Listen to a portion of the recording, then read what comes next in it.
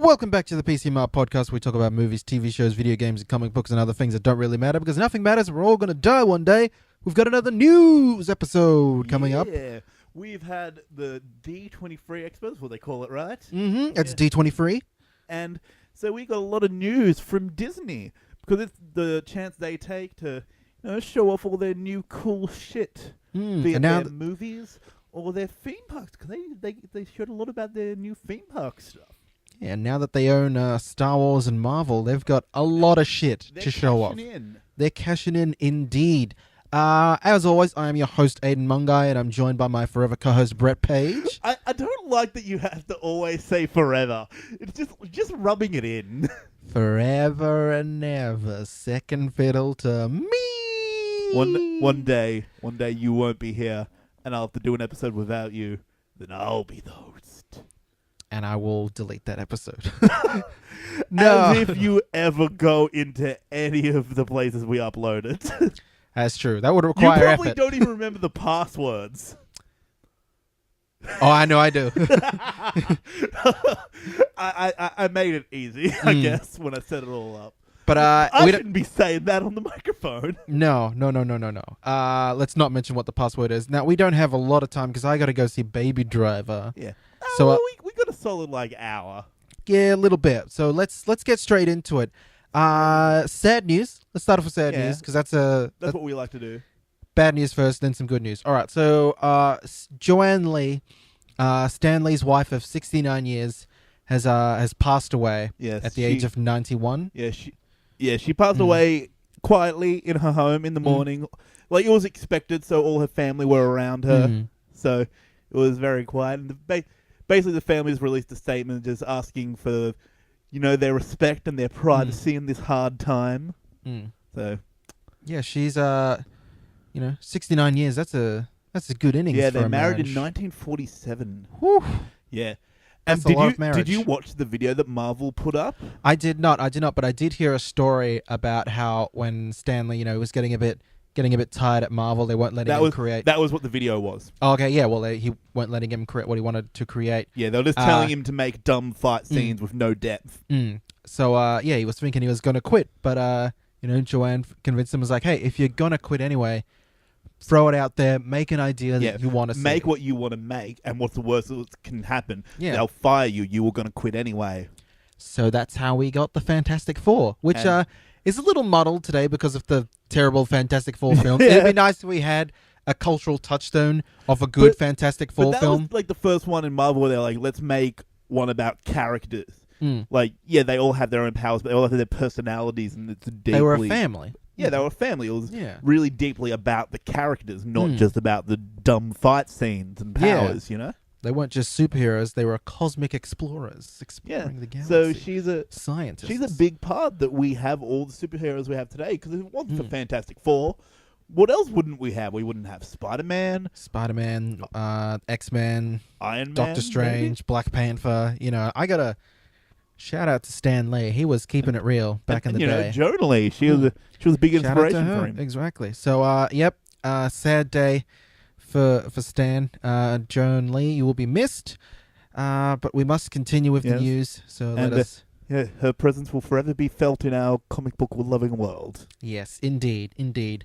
Let's move into Disney. D23 just happened this weekend. We got a whole bunch of crazy news. Brett, why don't you kick us off with some of these Disney theme park news? Yes, we got lots of stuff about their theme parks. Mm. First of all, they're making a Toy Story Land. Ooh. What would you like to what kind of ride or attraction would you like That to is see a in a good Toy question. Story Land? Okay, I'm thinking they need a roller coaster that's like a Hot Wheels car going around. You know they have one of those at Dreamworld. They do? Well, It's literally a Hot Wheels roller coaster. well then I don't know. That's the first thing I could think of.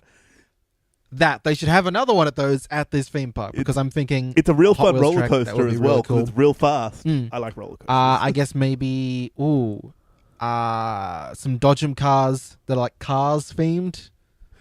That'd be good. But like a really but big that's course. not Toy Story though. Like, Did you say Toy Story? I thought I was just thinking Disney. Toy Story Land. Toy Story Land. Well, I don't know. There's fucking toy cars in there, whatever. What else would I like? I don't know. I can't think of like a lot of things that would be like good Toy Story theme, what they would adapt to into like a theme park. Maybe if you had... That's kind of what I thought as well. Like, you look at it initially and you're like, that'd be so cool. But then you really think about it like, wait, what would they put there? Maybe you could have like a stunt show that's like a bunch of army men doing like a stunt thing. Like Okay. You know how like Movie World has that thing where like it's a bunch of cars doing some stunts? You could have that, but with those green army men. You could have a Buzz Lightyear like 3D 4D whatever it is thing experience. Okay, let me read this because I just decided I'd get into the article. Let me read. Okay, you say your thing first, and I'll read this. Buzz Lightyear Star Command. You know how they had that cartoon where like it was about in movie kind of canon thing for him. One of those, but it's like laser tag. So you get like a Buzz Lightyear thing. Yeah, Buzz Lightyear Star Command laser tag. Yes, that's a great idea. That's a great idea. So let me read this. The 11-acre Pixar-themed land aims to drop park guests into Andy's backyard by shrinking them down to the size of Andy's toys. Ah, cool. So, like, there'd be a bunch of really big things to make you feel like you're real small. Yeah. Nice. Along with the Toy Story Midway Mania being relocated, Disney Parks plans on bringing two major attractions to Toy Story Land. Slinky Dog Dash, a family roller coaster that makes Slinky and his coils stretch to his limits. Haha, that's cool. That's a good idea. And I didn't even think of that. Swirling saucers, an attraction designed as the toy playset in which aliens fly around in their saucers while trying to capture the rocket operated by the guests using the claw. Oh, okay. So, there's more, but I won't continue reading. Yeah. Credit to Screen Rant for that. Yeah, like to give credit where credit is due. Interesting. So yeah, Toy Story Land, that could be fun. What else? What other theme parks we got? One that I am 100% going to, Marvel Land. Marvel Land. Wow. So these are going to appear in Florida? Where's the Disneyland? Okay, it says the Marvel themed land is Disney, California. Okay. And that makes sense. What did it say about Toy Story Land? I didn't look. Because it's like Tokyo Disney. We're professional with our research on this show. We are. Anyway, that doesn't matter. It's not important right now. What have they got in Marvel Land? Let me open the article.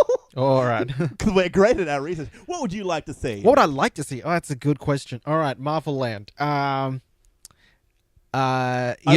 Man of the Incredible Iron Man. Yeah, like that, but it's laser tag. You just like laser tag, don't you? I want to do some laser tag. I'd like... You know those like 9D rides, how it's like you get on the thing in a room and it moves you around and it's like all around you and it's that, but Guardians of the Galaxy. Oh yeah, if like you're in the Milano and they put you in the cockpit, like you're in around. the ship and you're flying around. That would be cool. With them. That'd be neat. I'd like that. That'd be super cool. What else? Apparently they're spending $4 billion on the Marvel park. Jeez Louise, that's how much they bought Marvel for, and they're spending it now on a theme park. Fuck Disney has a lot of money. Yeah. God damn. Crazy money. That's some crazy ass money. Fuck, what would I like? I don't know. I want like an experience where like I feel like I'm a superhero. Maybe if they could have like I don't know, all the things like I can think of is just like VR things. Like those would be really cool. According to this article, that we don't really have much information about what rides are going to be there or anything. Shield versus Hydra laser tag. Yeah, so much laser tag. So much laser tag. I just want a big laser, because all these things, it's people shooting things at each other. Basically, it's what it comes down to. I just want a big laser tag thing. Yeah. Well, apparently the next time we might hear more information about the park is D23 in 2019. Okay, that makes sense. So these things take a while to build. Oh yeah, we've got time to save up to go to California. Yeah, well, by the time we go there, we'll get Marvel Land, we'll get Star Wars Land, because those are the two we want to go to. Assuming that North Korea doesn't blow up America by that time, or Trump blows up America, either or. One of the two. Assuming everything goes okay. Assuming everything goes California. Okay. Yeah, and also here's another thing that when we do go, we're going to. Disney World, that's the one in Florida, Mm. they're getting an immersive Star Wars resort.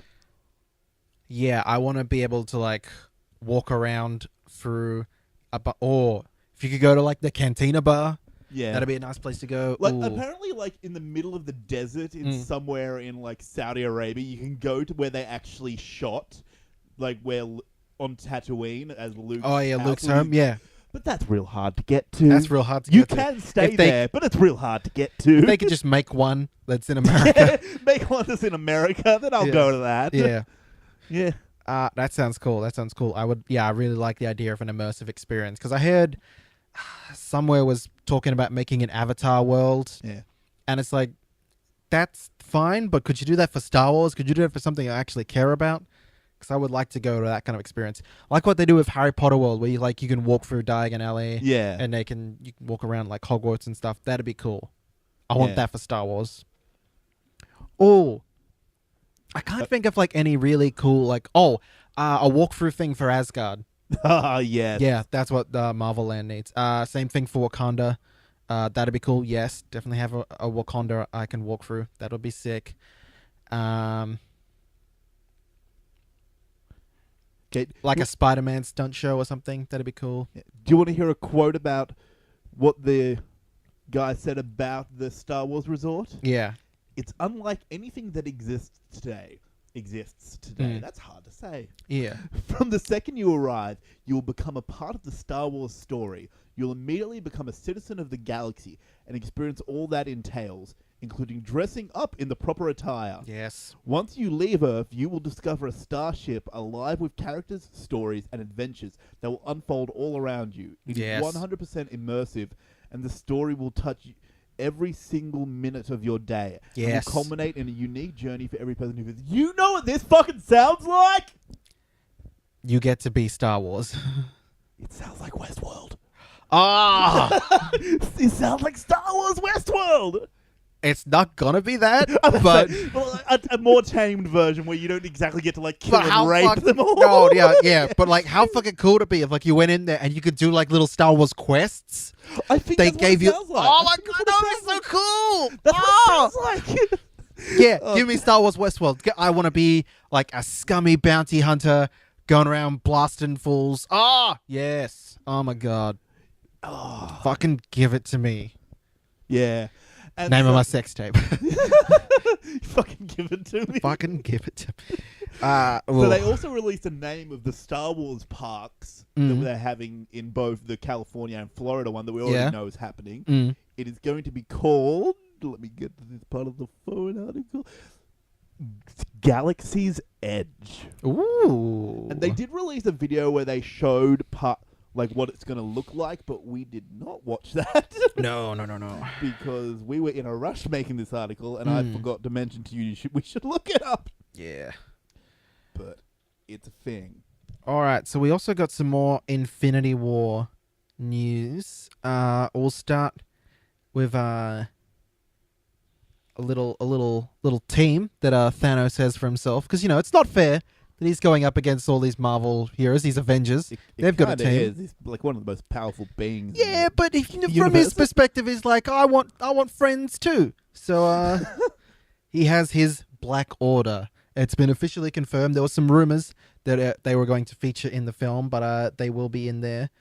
And their names are Corvus Glaive, Proxima Midnight, Ebony Maw, and Black Dwarf. Nice. So I don't know a whole lot about these guys, but they did feature in the Secret Wars little event in the comics where the Ultimate Universe and the main universe, the 616, collided, and kind of things from both kind of mushed into one. And I did see them there, and they were kind of interesting. They were like a little gang for Thanos to hang out with. Kind of like if he's like a commander, they're like his generals. Okay. Yeah, if you want to put it into Shadow of Mordor terms, I don't know. My mind was going like X-Men Apocalypse thing, where he's like Apocalypse. Kind of and like there's that, Horsemen. as a little bit like that, as a little bit Apocalypse and the Four Horsemen. Yeah. So yeah, that's a good kind of It- X-Men biblical kind of reference. biblical reference. Yeah. Yeah. So I think we also had a teaser trailer description. There was leak. a T-list trailer description that I have And sitting here. I have not read this yet. You have so not read this yet? this All right, will let be a me live let me reaction. try and paint a picture for you. Paint a word picture for me. Paint a Abe. word picture. All right. The footage began with Thor crashing into the windshield of the Guardians of the Galaxy's Milano ship, with Rocket reacting to him like he's a bug on a windshield. They bring Thor into the ship. Mantis wakes him up and Thor asks, "Who the hell are you guys?" Thor is heard saying, "Something's very wrong." And shots include a distraught Loki holding up the Tesseract, presumably to Thanos. Peter Parker on a school bus with the hair on his arm standing up, representing his Spidey sense, and Iron Man standing with the Guardians of the Galaxy. Fun isn't really something one considers when balancing the universe, Thanos says, as the teaser then cuts to Gamora's reaction. But this does put a smile on my face. Quick shots are then seen of Star-Lord, Doctor Strange, and Spider-Man all in battle, with the latter in an armored Spidey suit. Just like we saw at the end of Spider-Man Homecoming. Hashtag spoilers. Yeah.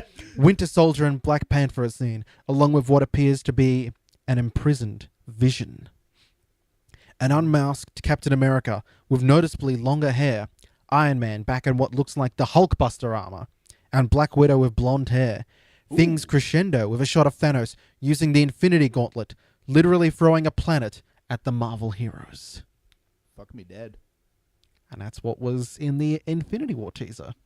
Fuck me dead. Yeah, sounds pretty fucking cool, He throws eh? a planet He at them. throws a planet at them. Yeah, have a fucking planet, cunts.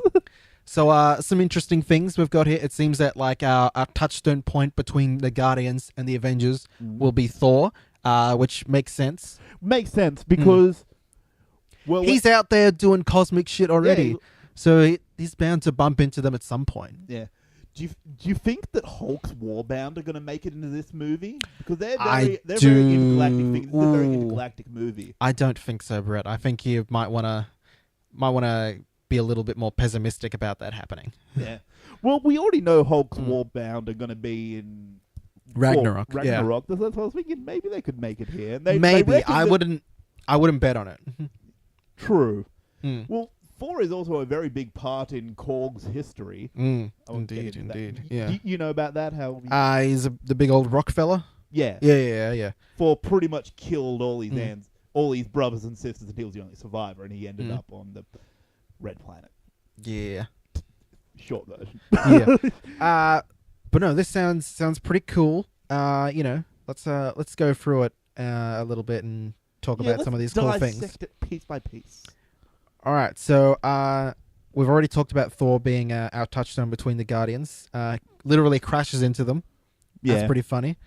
Loki manages to get the Tesseract back somehow, and Maybe he's made some sort of deal with but- Thanos again. here's the thing: when at the end of the Avengers, the Tesseract goes back to Asgard. Loki is now in charge of Asgard, so he would have access. Well, it's also very much hinted that in Ragnarok, Asgard falls. Yeah. The whole idea of the 9 realms are collapsing. And maybe by the end of Ragnarok, there is no more 9 realms, and it's just the one. Or maybe it Ooh. just ends up being just Asgard and Earth by that point. Who knows? Who knows? I think that's a bit pessimistic. That does. You were telling me a second ago I was too optimistic. What do you want from me? Be less optimistic that these characters will appear in this film.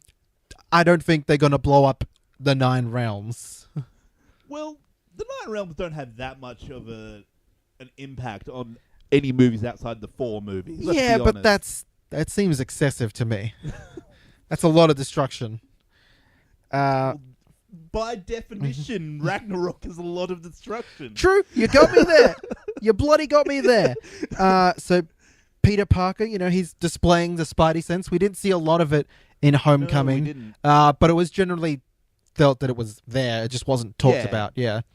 You don't need him to be like, my Spidey sense is tingling. I don't think he's ever going to say it because he's never really said it in the films. They said friendly neighborhood Spider-Man. That's true. But yeah, I think it's like the hairs on the back of his hand is like go up, and he's like, what the? something's coming. So like that's their kind of representation of it. Spidey sense is tingling.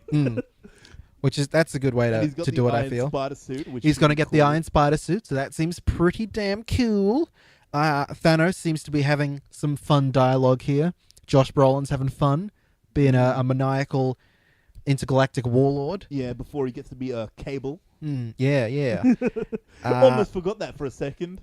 He's both Thanos and Cable. I'm liking that we're seeing more Doctor Strange. I like Doctor Strange. Yeah, I hope he's real Sorcerer Supreme by here. It seems like he is. There I was. don't know why, but I just thought of like a pizza. Hi, can I please have one Sorcerer Supreme? I think there was one description that Doctor Strange was literally creating like magical platforms for Star-Lord to hop onto and like shoot from. See, So I hope we see more of him using actual spells and stuff, because the movie was very much just like magic shield and magic whip and whip. just Sling using ring. magic to make things you could have physical versions of. Basically. Yeah. So I want to see more magic doing weird stuff. That's and true. actual That would be spelly-type thing. pretty damn cool. Because in the comics, he'll do things like he'll cast spells and he'll meditate, go inside people's brains. He'll go into other realms. It's kind of a bummer that like we're talking about all these other people getting these cool powers and stuff, and Black Widow gets a different color of hair. Well, what are you gonna do? She's a badass assassin, bitch. Yeah, she's a spy. She's a. But she doesn't have powers. It kind of makes sense, but like, how is she gonna trick Thanos into being like, "Where's Black Widow? She has red hair. Who's this blonde-haired woman? I'm Thanos. I can't tell I think the it'll be more her difference." job to, like, taking down the minions. Who do you reckon? How is she gonna trick them with different colors? Anyway, I'm sure it makes sense within the film. By the end of from this description, I'm very confused. Yeah, by the end of these two movies, the Avengers 3 and 4, who do you reckon is going to be the one who like deals the final blow to Thanos? Ooh, I'm probably going to say Nebula. You think she'll deal with... See, I feel like they're setting her up to have like the final blow because like she really hates Thanos, and it'd be pretty cool if she got the final blow. I beg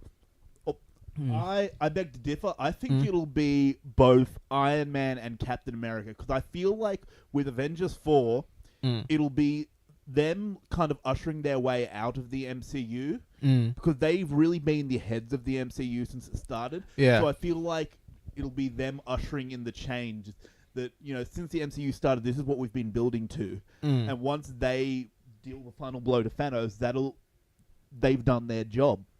And they will be able to hand the mantle off to other people. And I definitely think that Peter Parker will be one of the people who is the new heads of the MCU after they do that. Probably. Not sure who else. There'll be two. There's got to be two figureheads. It's probably going to be Doctor Strange, Spider-Man, Captain Marvel, and Black Panther are going to be like the new forerunners, along with Ant-Man, probably.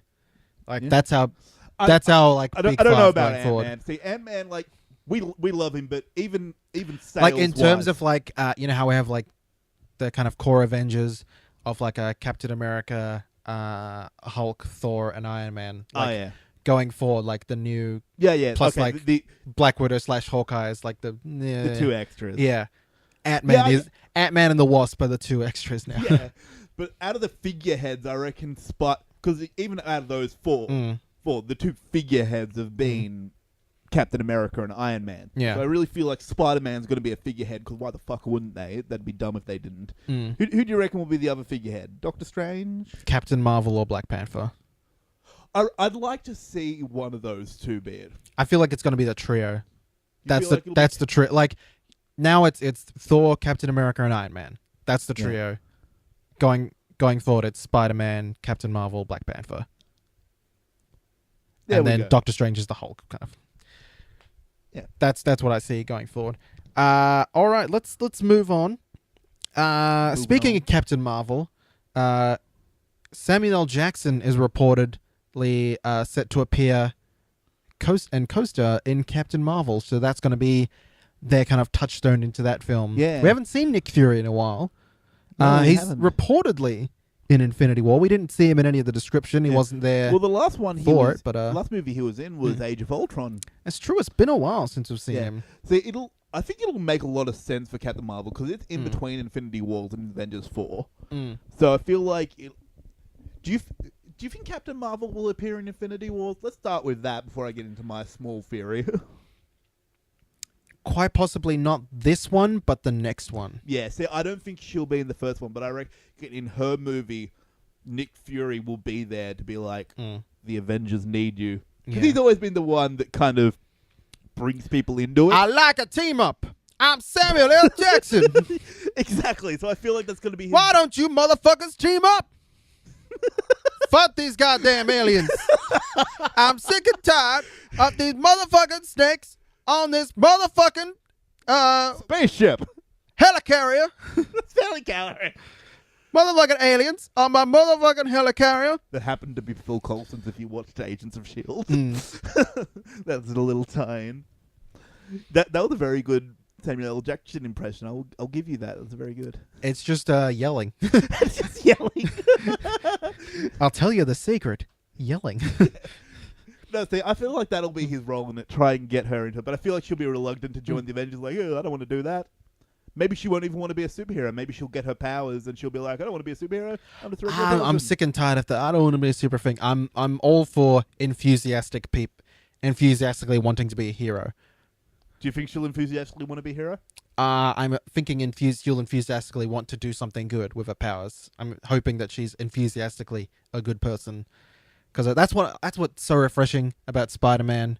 Is that, like, you know, we have all these kind of other cynical heroes going, oh, it's my duty, it's my responsibility to my country, to my legacy, to fix my hands, it's my destiny. Spider-Man's just like, I have superpowers now, so I'm a superhero. Hooray! So I guess what you'd be saying is all the other characters in this MCU have been with great power come great responsibility, but not Spider-Man. Pretty much, but that's fine with me. I like people wanting to be good.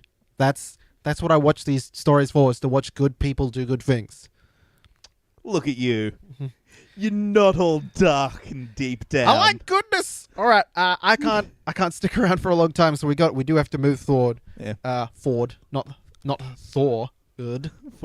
Because if that would have been a good segue if I was talking about Thor Ragnarok, but we're not. That wasn't. That was just. We're not. I'm just shit at pronouncing words. Speaking of who else is probably shit at pronouncing words, Apes. War for the Planet of the Apes is beating Spider-Man at the box office. They indeed are. War for the Planet of the Apes has made 57.5. I don't know why I wrote free, but it's 57.5 million in its first 3 days. Which is a lot of money. Yeah, people like that ape movie. And I'm hearing it's real good. Yeah. I'm real keen to see it. I'm thinking I'm going to have to watch the first two ones before we go and see it. You might have to. They're real good. Me and Beans can attest to it that they're a real good time. Yeah. Them some good ape movies. Them some good apes. I don't remember a lot about Rise of the Planet of the Apes, so I don't know if that one's a slog or not. I remember liking it at the time. But Dawn of the Planet of the Apes, that's a good one. I was listening to a podcast earlier today that was saying that it does still hold up, but like some of the CGI of the apes talking isn't as good as today. Yeah. Because we've really gotten to the point of CGI in these last couple of years where we've been doing movies like, you know, live action Tarzan, live action Jungle Book, where the animals talking is really well done. It looks a bit weird, and I don't know, something about the human psyche, seeing an animal talk and seeing it so be realistic, there's something disturbing about it. It does have a little bit of the uncanny valley to it. Yeah. And like it's real good, but at the same time it's like there's a little bit disturbing. There's something makes you feel something weird on the inside. It does. But I like these ape movies, man. Andy Serkis, that's a good actor right there. He plays like Caesar, the main one, doesn't he? Yeah, he's real good. He's what's holding these movies together. Like, they're good stories, but he's like that center jewel that's like, ooh, this is where I can get that real good. Is Woody Harrelson in all of them, or is he just in the new one? He's just in the new one. Like, the cast has been pretty much rotating except the apes. Like, there's a couple of apes that have, like, stayed the same, and then they add, like, new ones every now and then. Have they had a lot of big-name actors? Yeah. The last one had Gary Oldman. The first one is James Franco and John Lithgow. This one is Woody Harrelson. Yeah, they've had some names come through. Well, I like Woody Harrelson, which is why I'm kind of excited to see this one. Because I also I want to see Woody Harrelson as a villain Mm. because I don't think we've seen enough of him as a villain. Not a lot. Not since Natural Born Killers. Yeah. I mean, he was a bit of a dick in Hunger Games. A little bit, I mean, but that's just character. He had those character traits that I want to see in a villain, Mm. and it's his character in the Hunger Games that made me think that I could see him do a good villain. Mm. Now, this movie seems like the kind of movie that's going to blur the lines between who's good and who's evil in this movie. It's just war, man. Yeah, It's just war. yeah. That's why I kind of look forward to this, because it seems like it's really blurring those lines. Like, you're not sure who's good and who's bad. Mm. So, I like moral conundrums. Watch these apes movies, man. These are moral conundrums because you're rooting for the apes, but then you're like, oh shit, but I am human. I gotta root for my boys, but these apes got a point. These apes got a point. I'll just grow some facial hair and join the apes. Apes together, strong. Now I had a good segue earlier, but we kept talking. Is just war. It's just Star Wars, baby, because we're gonna talk a little bit about Star You Wars. tried to rewind the conversation to get your segue. I did, because that was a good one, and I wasn't gonna give it up. You're a bitch for a segue. I love a segue. Never owned a Segway, but I love a Segway. I'm gonna buy you a Segway for Christmas one year. Do they even still make Segways? I feel like the guy who created Segways segued off a cliff, I and think they might that was it. sell them specifically to YouTubers now. That's true. That's true. So they released a behind the scenes thing talking about The Last Jedi, but we saw some new clips, new little bits. We saw quite a few new aliens. Some of them look real cute. Yeah, it seems to be, Which we're is going to get a obviously little very marketing thing, but bunch of little cute little aliens. A lot of puppetry going Which is on. good. Also some. I like that they're still sticking with practical effects because It's looking real good. Look, anyone who's listened to this podcast has heard me say why I thought J.J. Abrams was a great pick for the first one, because he loved the original Star Wars as much as we do. So, but it seems like they're keeping with the practical effects and puppetry, which is like, yes, that's what you need for a good Star Wars movie. Yeah. You can't fuck it up with CGI like the original trilogy. No. That's where it lost the feel of Star Wars. It needs that good tactile feel, that something you can hold on to. Yeah. Yeah. Like, in freaking Return of the Jedi, Jabba the Hutt was literally a puppet. Like actual a big size. old puppet. And like all the ships and whatever, but all the AT-ATs, they were all actual practical effects. Because back then, they didn't have CGI. And now you can, for those big things, do it in CGI. But I feel like it's a good blend between practical and CGI. Like, Exactly. go as practical as you practical can, where you can, Then but where you touch it up can't. with CGI. CGI, yeah. Yeah, clean up. Or, smooth the edges, if you would. Yes. So, So yeah, it's looking pretty good. I'm still excited. They're giving hints that the story is going to be different, not exactly what we expect, which is what I want. Yeah. I don't want this to just they're be hinting at some controversial things, but I'm like, I don't know. Killing off Han Solo was a little controversial. I'm keen for this to just not be Empire Strikes Back. I want to see something new. I want to see something different. I want the story to progress. It sounds like from this that they kind of know that they can't just do Empire Strikes Back. Yeah, which is good. Good. Yeah. I mean, because if we get down to it, yes, the freaking Force Awakens had a lot of similarities to A New Hope. it does. It But does. as I've said a million times, we needed it by that point. Yeah, it was a good starting off point. Here That's what we're we needed. we're kicking back into things. We needed Let's have something a little familiar. Yes, Introduce we some needed new a characters. good, Yeah. safe. Mm. We needed a good, safe Star Wars movie that was everything we loved about the originals to get us back interested and give us the trust in the franchise again. Yes. And then we can trot out into something a bit weird, a bit different. Yeah. Like a Rogue One. Rogue One was a bit different. I feel Hopefully like The a lot Last of people Jedi will who be a like bit to- different. A lot of people like to bash The Force Awakens. I feel like that's what they don't understand. That we needed to regain that trust before we would let them go off and do something crazy and unique. Yeah, you need a sorbet, a palate cleanser. Yeah, a palate cleanser. And that's why they got J.J. Abrams, because he's very much always been that kind of director. He is He's a always- sorbet director. He's a sorbet. He loves old movies. He Star Trek. He loves old Star Trek. He made old Star Trek. He loves old Star Wars. He made old Star Wars. So if you want something that just like the old ones, get J.J. Abrams. Pretty much. Yeah. But yeah, I'm pretty keen for all of this. I'm keen to see some more Poe Dameron. Keen to see some more Finn. Keen to see some more Rey. And the last of Carrie Fisher. Yeah, keen to see more of that. I hope they write her off well. That they give her a good write-off. That's true. Now we have one more trailer to talk about before I need to get out of here. Wrinkle in Time. Yeah, Wrinkle in Time. So this is coming from Ava DuVernay, who people might remember as the director of Selma. She was one of the writers, I believe, on 12 Years a Slave. So she's a prolific black female director, and she's getting this big budget Disney film to make this kind of high fantasy sci-fi thing based off a best-selling novel with a little black girl as the main protagonist, plus some Oprah Winfrey. I'm down for this. Yeah, I'm at least happy to see it out there. It had a bit of drops of like a thriller horror thing throughout it. A little bit. I feel like there was kind of like shades of Get Out. I feel like it's mainly in that last scene where like they're in like a suburban neighborhood. Yes. And you see all those white women, white suburban moms are like saying, and all the come kids in here. Bouncing the basketball. Yeah. And then she sees the little black girl, is like, oh, are you lost? And it's just kind of like, is this commentary? I feel like it is.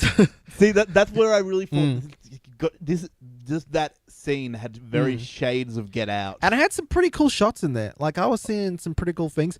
I don't know how I'm going to feel about Oprah Winfrey being like a crazy space witch, wizard, fairy, whatever.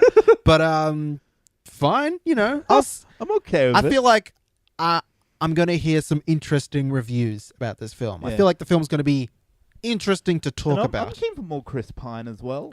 Yeah, it's got some Chris Pine in there. He was really good in fucking, what was that western? Chris Pine's working with all the female directors. They all want to work with a Chris Pine type. So much. What's the fucking the western one he did last year? Fuck. Hell or High Water. That's the one. I blanked so hard just then because it was a great movie. That was so good. Yeah, one of my favorites of that year. Definitely.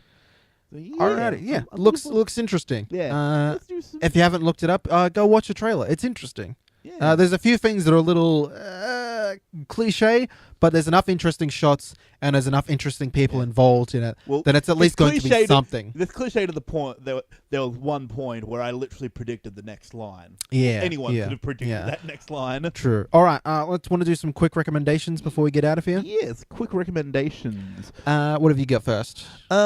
I've watched 3/4 of Castlevania. I've watched all of Castlevania. See, I did, quotation marks, watch the last episode last night, but it was like 1:30 and I was real tired and I kind of fell asleep 5 minutes in. That's fair enough. So I need to watch it again. I wish there was more of it. It's very short. It's very thematic. I was trying to think of like a good word. Like it's got a good a vibe to it. Like it really captures that kind of like horror kind of angle that it goes for, and it's got some really cool animation in it. Some of it's a bit wonky, but there's a lot of cool shots. I feel like they made a very deep lived-in world. They did. The world had a lot of history. There was a lot of lore on display. A lot of lore on display. So I really like the way they made the city, and they made so much history and depth and character. Like the city itself had character. Yeah, and Trevor Belmont, what a bit of a roguish one, that fella. Yeah, bit of a rogue. I like him. Yeah, me too. I meant to like him, but he's a protagonist. You meant to like him. I'm trying to think, what else have I consumed recently? I haven't consumed much else. I'm about to go see Baby Driver. I'm real keen for that. I hear good things. I'm hoping it's good.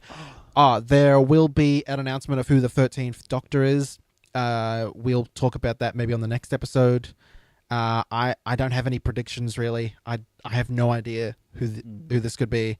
I never have any like strong idea of who it could be because I don't know enough British actors. No, like I've seen like the two front runners are like Chris Marshall and there was some female actress whose name escapes me right now, and I feel bad about that. But I think I'm okay with it being a woman. Because Missy, played by Michelle Gomez, was just so cool to watch that watching her, I was like, you know what? I could probably see a female Doctor. I could probably get behind that. I feel like it's probably a good time. And I think that was a good idea to do the Master as a woman first, to just kind of test the waters, see how people feel about it. And I think people responded pretty well. So I'm okay if it's a woman. Oh, I watched. Not that it matters if I'm okay with it or not, but as a fan, I'm okay with it. Yeah, just want a good actor, really. Yeah. I just want it to be good, and I know they'll get someone good because Peter Capaldi was fucking amazing. Matt Smith, when he had a good script, was fucking amazing. David Tennant was fucking amazing. So they know how to get a good person involved. So I watched a movie recently. Oh yeah, that I said I wasn't gonna watch. Yeah, I watched Okja. Oh, I haven't watched that yet. Watched it with my family. What did you think? You know how I was afraid it was going to be vegan propaganda? Yeah. I was totally right. It is? But at the same time... It's real good? It's very enjoyable vegan propaganda, and it has a lot of heart. See, that's what I was trying to tell you. Like, because it was from the guy who did Snowpiercer, which I showed you for the first time. Yeah. And you liked that. I watched Snowpiercer for the first time. I should say that as well. Yeah, but like... See, it's all right. Snowpiercer is one of those movies that it really sticks with you a couple days after watching. It does. Just like, spoiler alert, the next couple of days it would occasionally pop in my head like, oh, Captain America eats babies. Which out of context sounds fucked. It does. It does. Well, and even in context, it's kind of fucked. But that's a real good movie. I'd recommend that. That's my recommendation. Yeah. Watch Snowpiercer. Watch that one again. Okja is good if you can get past the very strong vegan propaganda throughout it. If it's a good story, I don't care what the propaganda angle of it is. It's like as long as the story is good and doesn't make me like really hate myself or like really make me question the movie. Like I don't want it to like represent, I don't know, racism or whatever. But like if it's vegan propaganda or if it's just like once I finished whatever. the movie, I very much wanted to go and eat a pork chop just to shove it in their face. So I'll tell you that. Hey man, I trust this director to make a good film. Has a pretty good cast. Tilda Swinton. It's Jake Gyllenhaal. I do have a bit of a problem with Jake Gyllenhaal's performance in it. It's a bit weird.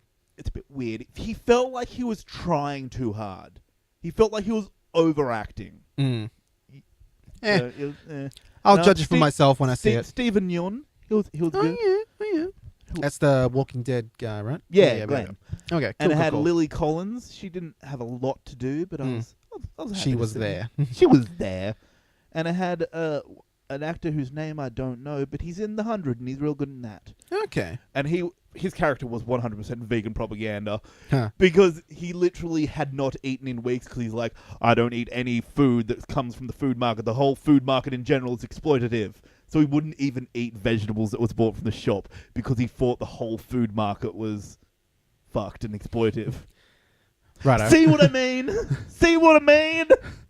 I feel like you're getting a bit sensitive there, Brett. Like, don't take it so personally. It's just a character. It's just his viewpoint. It doesn't have to be yours. It annoys me. All right. No, it annoys me because I wanted to see a good movie and they had to shove that kind of shit in my face, you know? Righto. Was the movie a cuck libtard snowflake? How right-leaning do you think my views are? I don't know. I'm making fun of you, man. I don't care. Whatever. It's a movie. If you want to tell Brett that he's a right-wing libtard, snowflake, cuck, whatever. Wait. How am I right-wing? I don't know. Snowflake. The two opposing sides, Aiden. Because you're a complicated man. If you think Brett's a complicated man, let us know. We're on Facebook, facebook.com/PCMR podcast. We're on Instagram at PCMR podcast. We're on Twitter at PCMR podcast. We have our own personal Twitter accounts. I'm at Aiden's Vlog, AIDANSVLOG. I'm at MeMan125. Go fuck yourself. Whatever. We also have an email address, PCMRpodcast@gmail.com. We have a website, PCMRpodcast.net. We have a YouTube and iTunes. You can go subscribe there.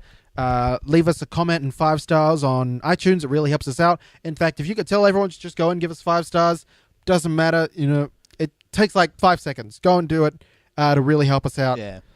Write a review. Tell me I'm a right-wing cuck. Yeah. Go tell Brett that he is a cuck boy. You're a big old fucking cuck boy, you cuck fuck. Anyway, we'll see you next week. Bye.